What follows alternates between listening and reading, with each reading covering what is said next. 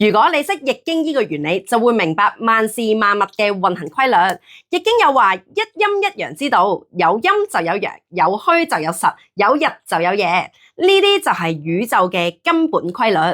陰陽並唔係兩樣獨立嘅個體，而係一個整體。陰可以變成陽，陽亦可以變成陰。大道至簡，萬法歸陰，而易經嘅核心正正係在於歸陰。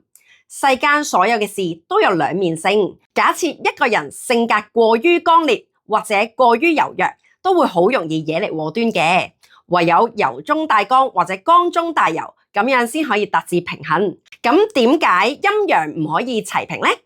因為一旦齊平就冇咗變化，就好似水一樣，如果完全唔流動，就變咗一潭死水，魚喺入面都好難生存嘅。唯有變化先至有能量。如果你參透到呢個規律，就算你而家身處逆境，經歷苦難，都一樣可以睇到有曙光、有希望。